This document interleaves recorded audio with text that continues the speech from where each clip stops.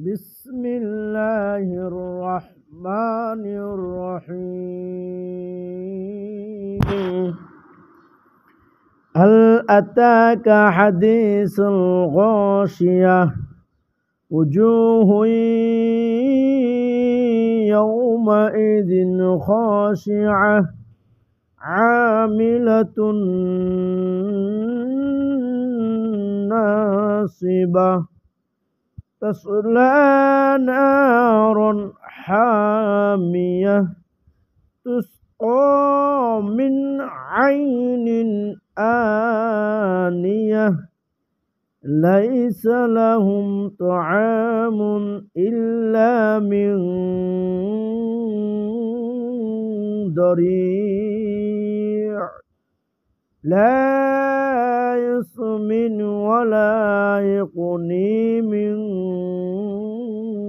جوع وجوه يومئذ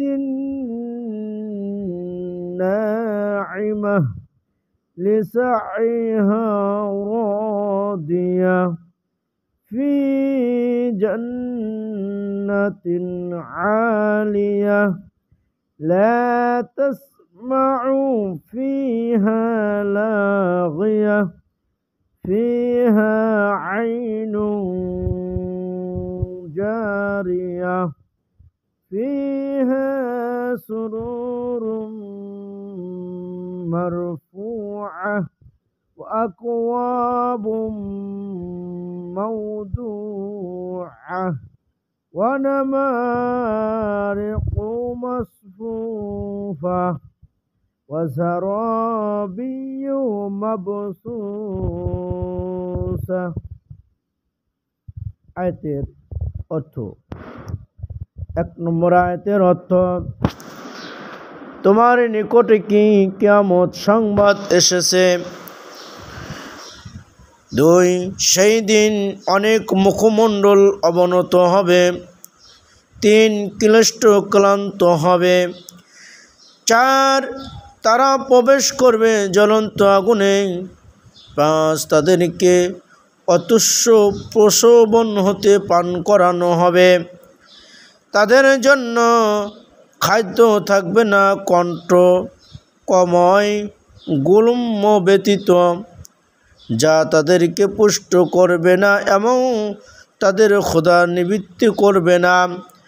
আট, অনেক মুখমণ্ডল সেই দিন হবে আনন্দ উজ্জ্বল। নয়, নিজেদের কর্ম সাফল্য পরিতৃপ্ত। 10, মহান জান্নাত। 11, সেখানে তারা অসার বাক্য শুনবে না। 12, সেখানে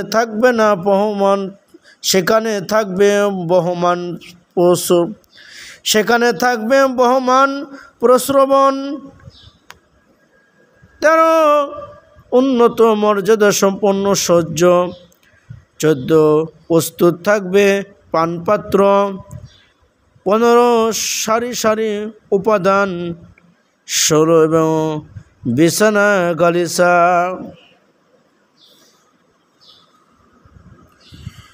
আফালা ইয়ানজুরুনা ইলাল ইবলি কাইফা খুলিকাত ওয়া ইলাস সামাই কাইফা রুফিআত ওয়া ইলাল জিবালি কাইফা নুসিবাত ওয়া ইলাল আরদি কাইফা সুতিহাত ফাযাক্কির ইন্নামা আনতা মুযাক্কির লাস্তা আলাইহিম বিমুসাইতির ইল্লা মান তাওয়াল্লা ওয়া কাফার ফায়ুআযিবুহুল্লাহুল আযাবাল আকবার ইন্না ইলাইনা ইয়াবাহুম সুম্মা ইন্না আলাইনা হিসাবাহুম। এর অর্থ হল 17 নম্বর আয়াতে, তবে কি তারা দৃষ্টিপাত করে না উটের দিকে কিভাবে তাকে সৃষ্টি করা হয়েছে,